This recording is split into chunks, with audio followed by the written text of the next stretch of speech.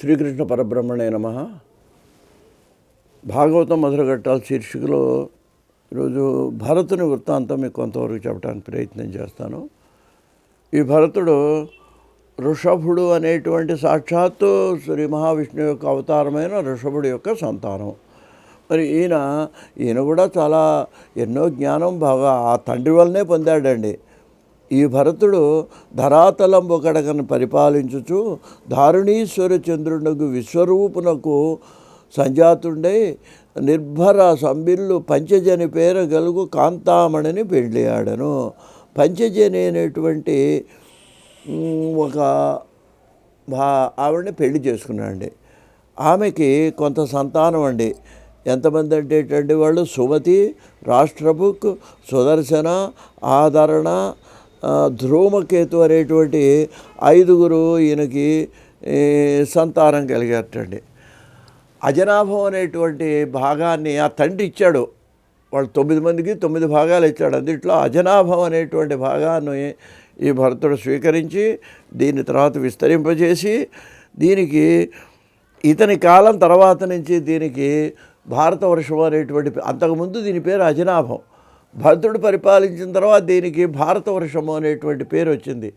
అదే మన వాళ్ళు చూడండి సంకల్పం చెప్పినప్పుడు భారతవర్షే భరతఖండే మేరోహ దక్షిణ దిగ్భాగే అని చెబుతాను తప్ప కదా. ఆ భారతవర్షము అనే పేరు రావడానికి కారణం ఏంటంటే అంతకుముందు అది అజనాభ వర్షం.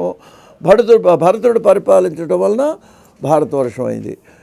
ఈ కొడుకులకు రాజ్యాన్ని పంచి ఇచ్చి చివరికి వానప్రస్థం స్వీకరించి నదీ తీరంలో చక్కగా గంగా తీరంలో ఇతని యొక్క ఆశ్రమాన్ని నిర్మించుకొని ఇక శేష జీవితాన్ని తను ఒక్కడే వచ్చి భార్యను కూడా పిల్లలకే ఒప్పచెప్పేశాడండి. తను ఒక్కడు వచ్చి ఇంకా ఇది జన్మరాహిత్యం పొందాలని ఆశ్రయ చేసే టైంలో అక్కడ స్నానానికి వెళ్ళినప్పుడు ఒక గర్భిణి అయిన లేడీ నది దాటడానికి ప్రయత్నం చేయటం, ఒక అరుపు విన్నది, పెద్ద పులి అరుపు. దానికి గర్భస్రావమై చిన్న లేడి పిల్ల నీళ్ళలో పడిపోతే దాన్ని తెచ్చి పెంచుకున్నాడండి. ఇతనికి మరణ సమయం వచ్చింది. ఇతని మనస్సు ఆ లేడి పిల్ల వైపోయో ఈ లేడి పిల్ల ఎలా బతుకుతుందని ఆలోచించాడు. అంతే, జన్మ లేకుండా పోవాల్సిన వాడికి లేడి జన్మ వచ్చిందండి భరతుడికి. ఆ తర్వాత తనకు ఆ జ్ఞానంతో కొంతకాలమే ఉన్నాడు.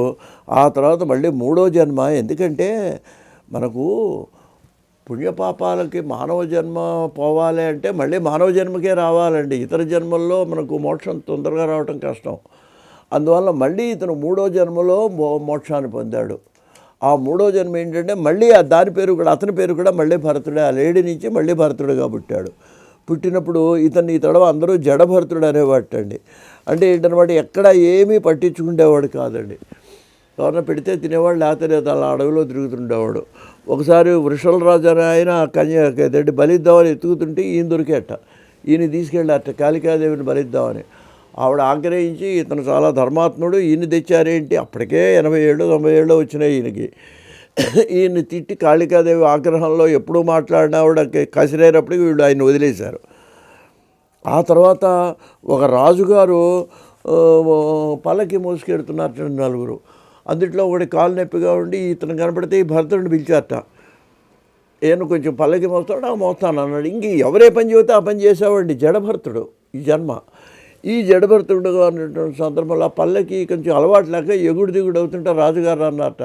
ఎవర్రా అంటే కొత్తగా వచ్చాడంటే మన వాడికి ఏదో కాలు నొప్పి వచ్చిందంటే నీకు బుద్ధి లేదా అని అడిగాట ఈ భరతుడిని. ఆయన అన్నట్ట, నువ్వు నన్ను ఎవరిని తిడుతున్నావు, నా శరీరాన్ని తిడుతున్నావా, నా ఆత్మని తిడుతున్నావా అని అడిగేటండి రాజుగారిని. వెంటనే పల్లకి దింపమని రాజుగారి భరతుడు కాళ్ళ మీద పడి బ్రహ్మజ్ఞానాన్ని ఉపదేశించమని చెప్పడం జరిగిందండి. అంత జ్ఞానాత్ముడండి అటువంటి భరతుడు. తర్వాత ఇతను కొంత వేదాంతోపదేశం చేశాడండి.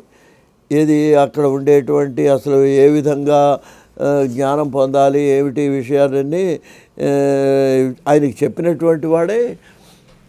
ఆ తర్వాత చివరి స్థితికి వచ్చేటప్పటికి ఉన్మత్త స్థితిలో తండ్రి అలాగే ఉన్మత్త స్థితిలోనే శరీరాన్ని విడిచాడు.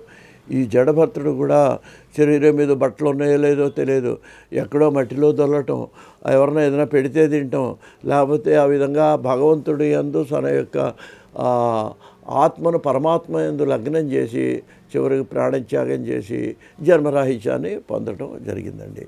ఇటువంటి కథలన్నీ కూడా మనకు భాగవతంలో ఉన్నాయి కాబట్టి దీనివల్ల మనం తెలుసుకోవాల్సింది ఏంటంటే మరి చివరికి మనం కోరుకోవాల్సింది ఏంటంటే ఆత్మజ్ఞానాన్ని పొందడానికే ప్రతివాడు జీవుడు కనీసం ఆ అంతిమ స్థితిలో అయినా సరే ఒక వయసు దాటిన తర్వాత వృద్ధాప్యం వచ్చినప్పుడైనా ఆ మనస్సును భగవంతుని యందు లగ్నం చేయాలి అని ఇటువంటి కథలు మనకు తెలియజేస్తున్నాయని మీకు మనవి చేస్తూ స్వస్తి.